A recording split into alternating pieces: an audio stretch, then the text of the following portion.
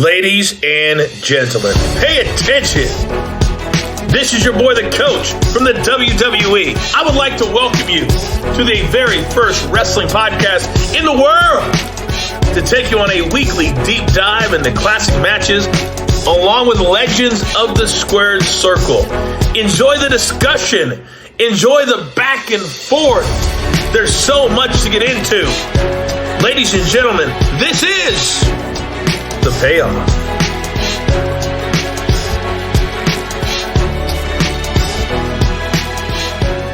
TNA. Impact. What are we calling it now? Yeah, they used to chant that right back in the day. Sure, in their little tiny venue, I bet. Yeah. Oh, they were in like the barn at the Nashville Fairgrounds for a while. I mean, they put out good stuff. There's a lot of great TNA matches and moments, and I mean, all the Kurt Angle stuff, Joe, AJ, some legends popping in and out. I mean, TNA's had its moments, very few of which I've seen, to be quite honest. It's interesting, like just how many people, and when we're talking about this card too, like how many people went through TNA and like why. Like we just weren't watching it like we should have been, but like it was just quietly existing with some of the biggest names ever. It was crazy. Yeah, I mean, you could probably argue that. I mean, here's something crazy. I've never thought of this before. TNA, with the money that Tony Khan's dad has,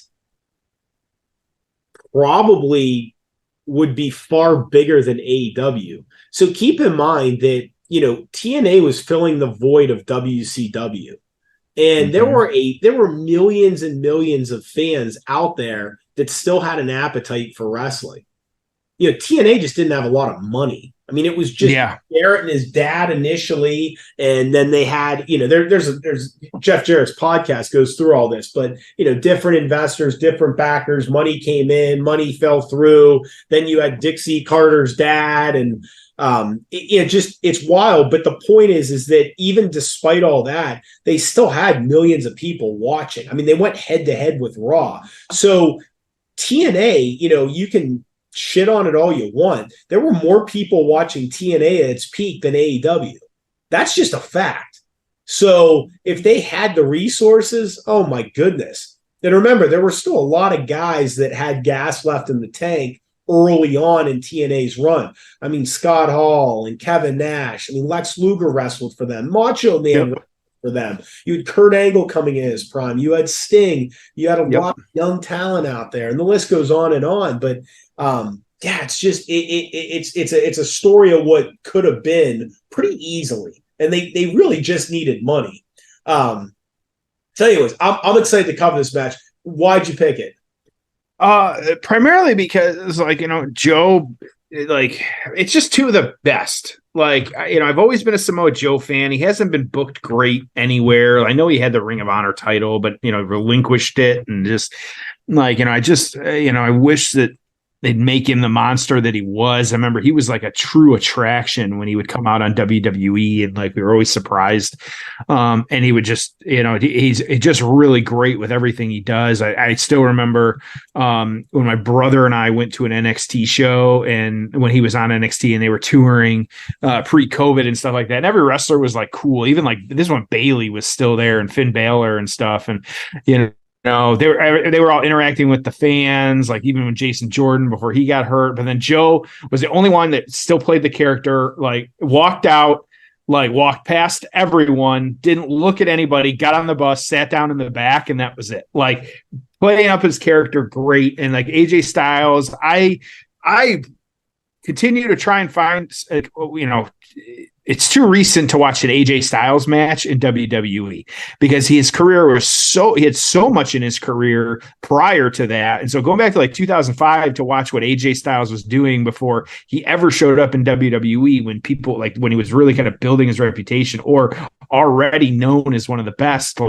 why not? And I just enjoy, let's get a TNA match in here every once in a while. There's no reason not to kind of check it out and stuff like that, because like I said, we could do months on TNA matches that are ranked really high, and I'm not going to do that, but like I'm going to sprinkle one in here every once in a while that I think is a super high rated match. Yeah. You pick the match. It's up to you. You don't have to explain yourself to me. Hey, you ask. I want to let everybody. I felt like that was a long explanation. Like I got a lot of reasons for this one, but it's hey, TNA, AJ Styles, and Samoa Joe. You can't, hopefully we can't go wrong. Well, wait till I go through the card of this one. There's just for real, a lot of moving pieces here. All right, let's get into the build. Oh, it's time for the build.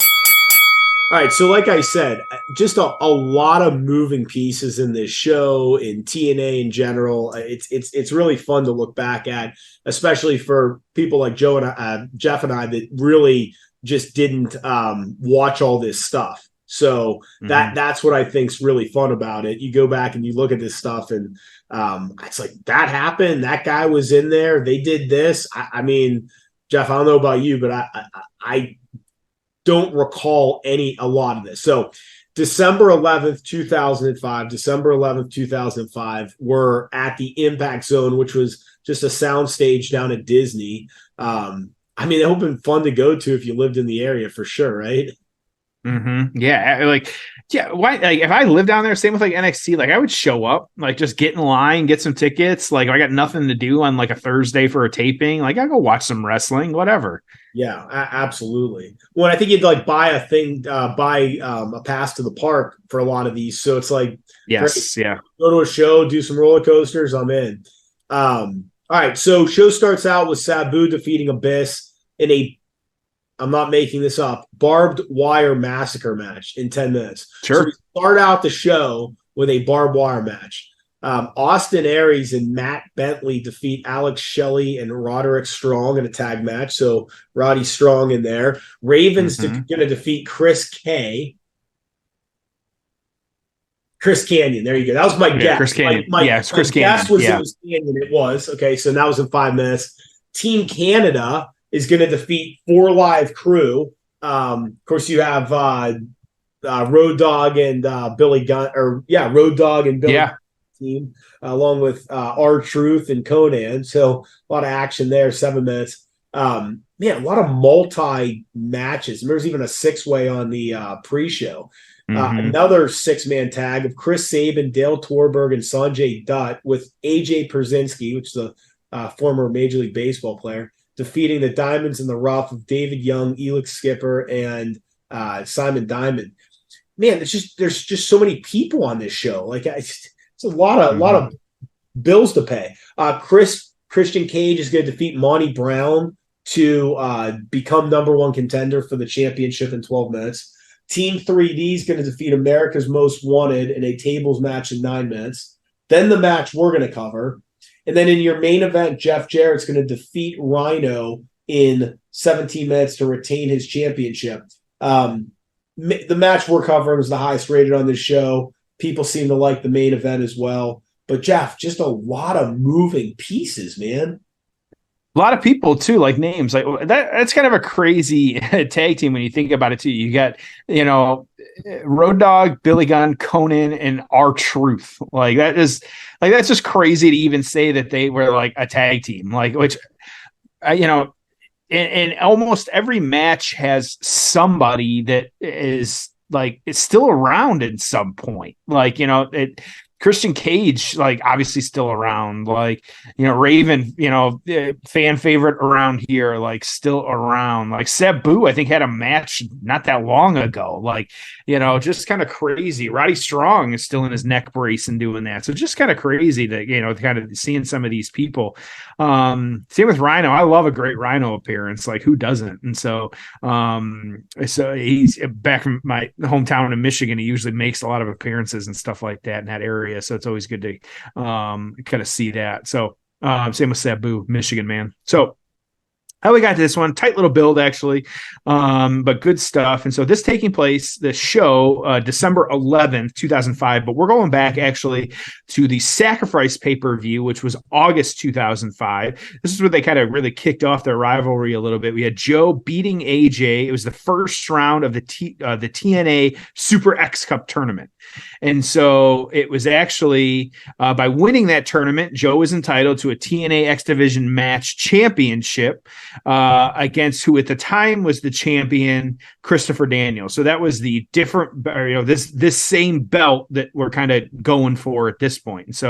And so you had actually Christopher Daniels had, interfered in that match between Joe and AJ. So Joe ended up winning that one. Because of that, you had Styles was actually added to Joe's title match with Daniels. It was a 3-way at Unbreakable, which was in September of 2005. He won that at Unbreakable and became the new champ. And so it was actually then a title defense against Christopher Daniels at Bound for Glory, which was a 30-minute Iron Man match with Styles won that one. And then you get to this match as a rematch because of all of the nonsense that happened with the other ones. And so just kind of tight, these guys were at the top of the card at that point. Christopher Daniels as well too was, we still, around as well. And so, yeah, just short, I say short build. It was a 6-month build, but makes a ton of sense with interfering and some defenses here and there and the tournament. And then these guys, kind of taking on each other, but yeah, that's what we got. Whew. It's a lot. Yep. Yeah. Cool. Well, I'm pumped to cover this one. I can't imagine it won't be a great match. Yeah, for sure. All right. We got a YouTube clip. So you can share it on Twitter, but it's if you go into YouTube, Turning Point 2005, AJ Styles versus Samoa Joe. It's actually this is the official Impact YouTube channel. So we're not pirating it, which is good. If they're posting on their page, it's perfectly safe to do this. Yep. Yeah, 2450 is the clip. We're gonna start at the 2-minute mark. Jeff, are you ready? I got it pulled up. Let's do this, man. It's time for the payoff. Oh, it's time for the payoff. All right. We're good. We're off. AJ, man, looks really, really young. Baby AJ with the belt. Yeah. Joe looks really young too. But Joe looks tiny. It's crazy. 6-sided ring on this one too. Oh, yeah. I saw a thing not that long ago where one of the wrestlers was like, the 6-sided ring is the worst. Like, I don't ever want to see a 6-sided ring again. Like they hated it from a performance standpoint. I think it was harder. It wasn't as like friendly from a bumping standpoint. And they just didn't like working in it. Fast start. Oh man. AJ coming right at Joe.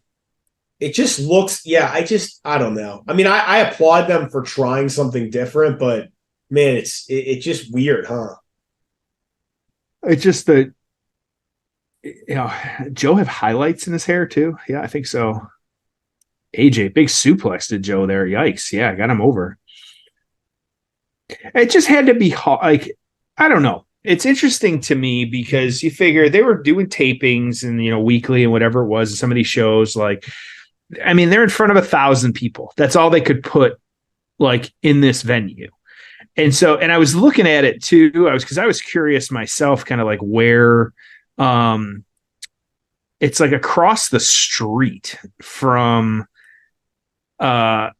really like Universal. And so it's kind of, it's there by everything, like, but it's kind of in a weird spot. And so, yeah, I'll kind of follow up on, tickets and stuff like that. But, I think this, it's got to be difficult for them to be out there and be like, oh, I'm going to go wrestle in front of 1,000 people again this week. When like what your worth is, what you should be getting and doing. Like it's got to be difficult on these guys.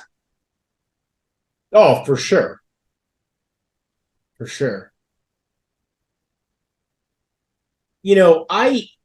It's funny.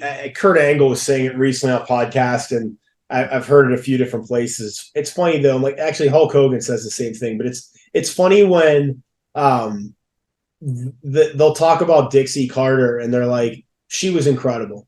Like Mhm. and I'm like, well, yeah, anyone that's paying you a lot of money, letting you do whatever the hell you want, like, of course you're going to like that person. It doesn't mean that they were like a good wrestling executive. It's like, oh, Vince was an asshole. Well, guess what? That's what you need to do to be successful. Dixie Carter said, hey, we're going to pay people a whole bunch of money and just let them do whatever they want. And Kurt Angle's putting down a bottle of pills and drinking and then driving, after the show. So it's like, well, so it's just funny how, like, I hear people talk about how much they like Dixie Carter, and I'm like, well, yeah, I'm sure Hogan did. He was probably getting, $150,000 a month to show up, in Orlando a couple times a month and cut a promo and flex. Mhm. So yeah, I'm sure he loved her. I just think it's funny. It's like, you can like someone. It doesn't mean they were effective at what they did. Yeah, Like a player's coach. Yeah, right. And Josh McDaniels over here. Yeah, I feel like it's we armchair this stuff and we talk about it and everybody complains about the booking. I don't think anyone on the planet, even the people that are currently there, could do what Vince McMahon does for as long as he did. And I get at the end there, like, we were complaining a lot about the stories and it just wasn't fresh. And Triple H has got his vision, and he might be the only person on the planet that can do this, but they're also surrounded by a lot of people that are giving them advice and kind of, pushing people. But, and even like Billy Corgan gets shit nowadays. Like I saw it just not that long ago where it's like they're upset with him or something like that. But I like like they said, producing what they do, doing what they do, like working the way they do. Like, yeah, if I was Vince, like, what the last time I saw, he's up at 4 a.m., 4:30 or something like that, and starting with his workouts. Like, I get it. Like, shit, like I had a full day of just running errands last weekend and I was in bed by 8:30. Like, but that dude, like to do what he does on a consistent basis, like, it's just insanity. It really is. And so you got to have a lot of, like, for better or worse, you got to respect kind of a little bit of what they've done. And trying to do. Yeah. Do you feel like Samoa Joe looks significantly different in the ring now than he did at this point? I don't think so. I think he's moving a little bit faster, but I do think maybe it's because of his size. I say he's small. He's not small by any means, but he's smaller than he is now. I think it's been a consistent gimmick for him, though. Like there was a little bit, like him and AJ had some matches there where he was the face a little bit there. He's much better as a heel, especially when he was doing the stuff with AJ's wife and kind of that storyline. And so that was really good. But yeah, I feel like it kind of like Gunther. That's how he was before when he was Walter, and now like Joe is just. It kind of how he is. So I feel like, even the walk he's got doing right now, it's very, it's what I'm used to seeing. Yeah. Yeah. I like this version better. I just feel like he's a little slow and plodding now. Yeah.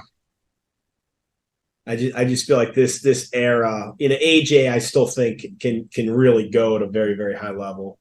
Yeah, absolutely. What's your timestamp here? I got an ad pop up on me. What's your timestamp?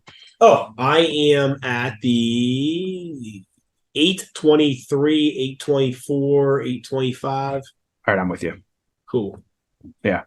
One downside. Yeah. We're a little bit outside of the ring, but we're mostly in the ring on this one. Boy, that was like a Shawn Michaels sell right there from AJ. Kind of Joe really kicking the crap out of it.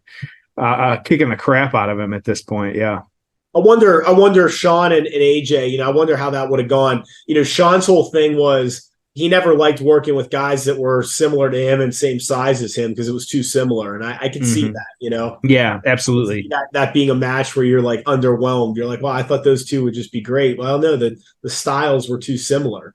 Sean was always best with a Diesel and Undertaker and, guys that could really throw him around. Trying to get a vibe here for how many times these guys had matches. a lot. a lot of multi-man matches, but all in TNA. Well, and I mean they worked in WWE a little too. Yeah, well, and this one, so it looks like at least it's listed here. Their first match where they were in the ring together was actually it started as a Ring of Honor World title contendership 4-corner survival match. It was Jay Briscoe, AJ Styles, Chris Sabin, and Samoa Joe. And then it was a couple months later, then you had Samoa Joe, who was the champ, defeating AJ Styles. It was a 16-minute match at Framingham State College in Framingham, Massachusetts. There you go. A little bit of time in PWG, and then I see we get into the TNA Sacrifice 2005. Like that was their Samoa Joe and AJ Styles match. So yeah, and so but that was 2005. They wrestled through 2007, 2008. In TNA 2009, like just a lot of stuff. And they have not had a lot of WWE matches each other, but SummerSlam 2018 looks like their first one. We had Joe defeating AJ, who was the champ at that time, by DQ. But yeah, so these guys have a lot of history. You figure they were on the road together. Oh, that was a hell of a kick. Yikes. Kind of AJ in the corner and Joe just kind of the drop kick to him. So these guys really, probably have a lot of history together. Like I said, super connected inside the ring, kind of because they did have so many matches together and, showing up at TNA and doing this stuff. Yeah.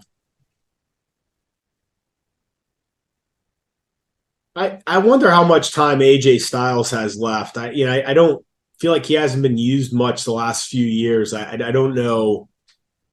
I don't know if that's by his hurt or. Yeah, they don't see much in him, and I mean, I know there's been some injuries, and I don't know. So this was the night that they announced Sting was coming into the promotion. Okay. Do you have like a scenario that Sting goes out? I mean, is it? I will say this: I don't have a lot of confidence in AEW to send him off at a very, very high level. I just feel like most of what they've done has just been underwhelming, to be honest with you. For me, and knowing like as much wrestling as we've watched and as much wrestling as we've kind of, experienced, if you will, I think that Sting will go out on his back.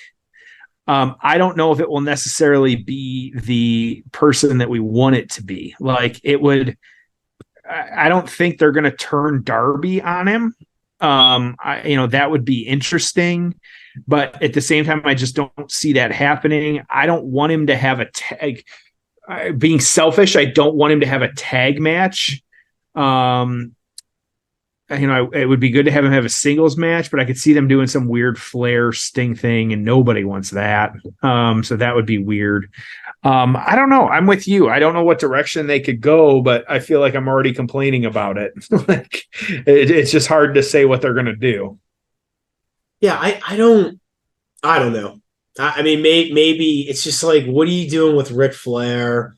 Like, what do you? Yeah. I mean, I'm Darby Allin does nothing for me. I'm sure he's a nice guy, and I mean, it's he does some big spots and stuff. I'm not personally connected to the character, and I don't necessarily see him as like a future star or anything. So I don't know. I'm just my confidence level in them is very, very low at doing this at a high level, to be honest with you. Well, and they've proven they can't, at least right now, they're not doing the long-term storytelling. Like they might occasionally with like MJF or somebody, but like at the same time, like it should be a celebration of Sting because they announced that he was retiring, and like everything should be about that.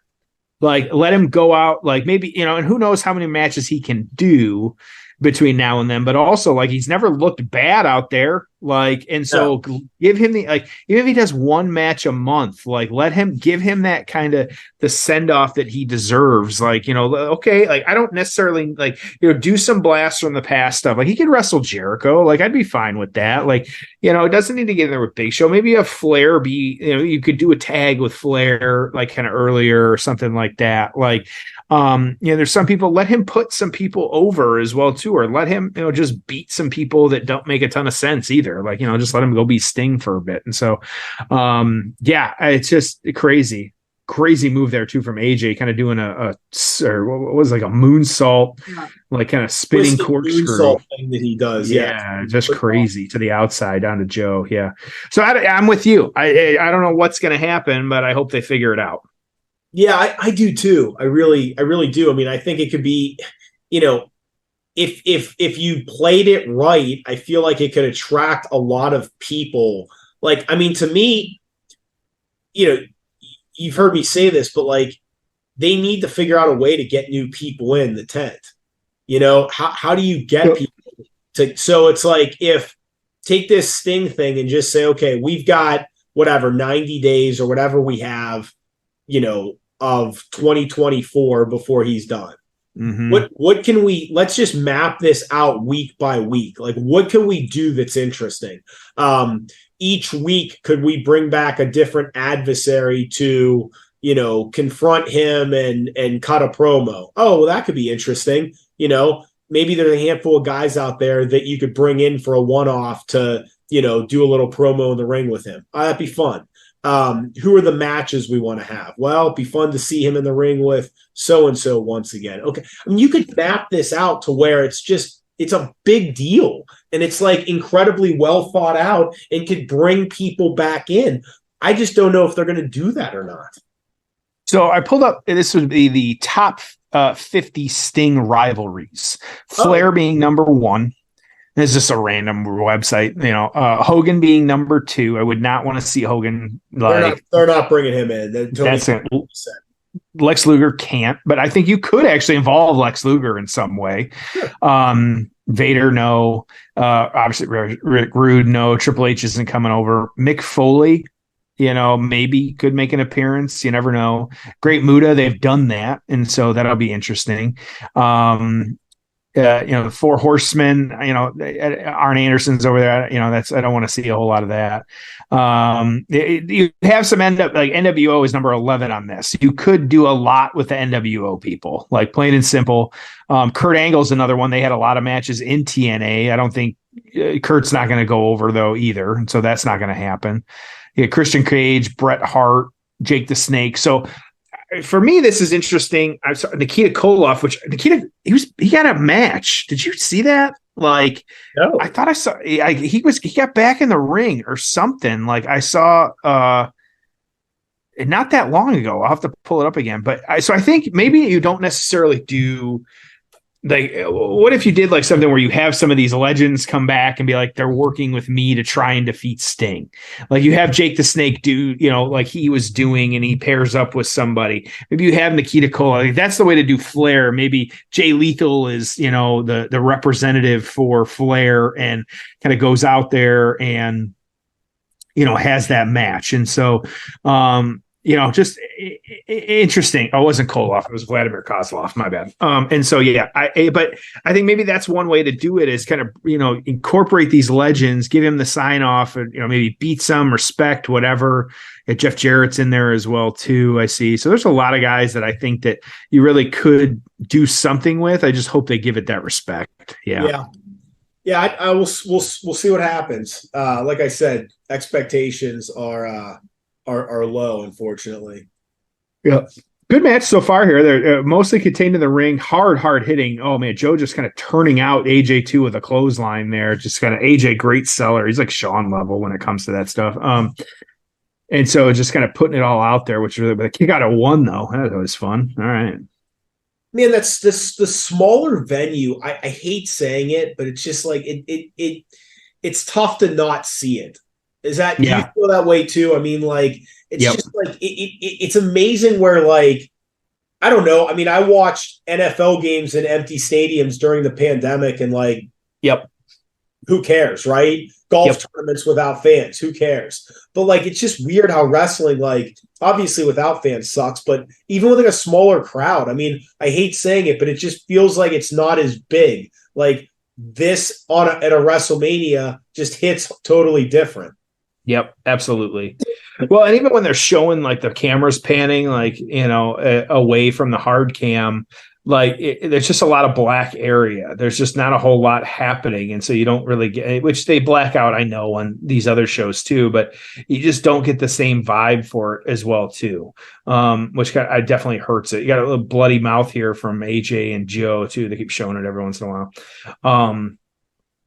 Yeah, so I think I'm with you. Like, and it's tough, and maybe they made it. Even with NXT, they had the small crowd and it worked, but also like it's just not the same. Like I know, like you and I were texting not that long ago because they were, they announced the full WrestleMania weekend events, and I'm already excited. Like even sending it to you, I was excited because like Raw after Mania and like seeing the Hall of Fame, and like I forgot like they're going to be an NXT show that Saturday as well too. So you got it's the full weekend of NXT or SmackDown, Hall of Fame, NXT, night 1, night 2, Raw after, like, it is our Super Bowl. It is our WrestleMania. There's no other way to put it. And so Joe kicked out. Like, I thought no one kicked out of that finisher.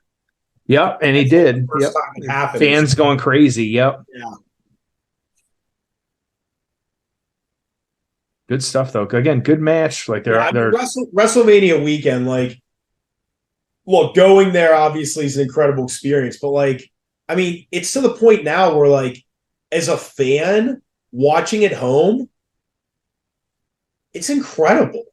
Yep. I mean, like, I'm on the West Coast, so like I don't watch SmackDown live, but right. I wake up Saturday morning, I'm watching SmackDown. Yeah. NXT, I may or may not watch the pay-per-view live, but I mean, if you wanted to watch that, great. Right. If not, I could watch that Sunday morning. Saturday night, WrestleMania, Sunday WrestleMania. I mean, awesome, right? And then Monday Raw, is going to be fantastic. I mean, it's just such an incredible Hall of Fame. So yep. I mean, it's just 4 days of like Woodstock for us wrestling fans. It's incredible.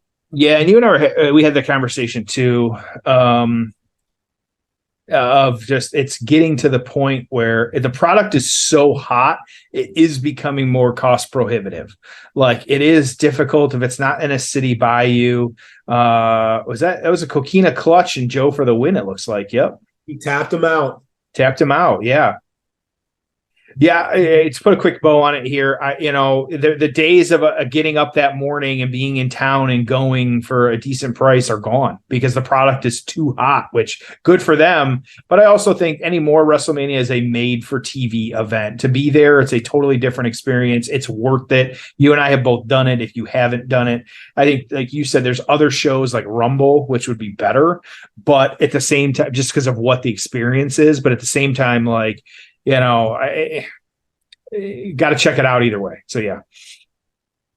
All right, I just completely agree. I never thought I'd see the day where I was just like, man, wrestling has priced me out of attending live. I mean, yep. I make more money than I made when I was 25, but at 25 I could afford this shit. Now I can't. I mean, it's crazy. Yeah, it's nuts.